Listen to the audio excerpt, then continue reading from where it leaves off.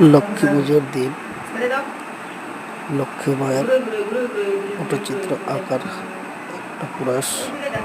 বন্ধুরা দেখুন কেমন হয়েছে, যদি ভালো হয় অবশ্যই কমেন্টস করে জানাবেন। পরবর্তীতে যাতে নতুন কিছু করার চেষ্টা ও অনুভূতি থাকে।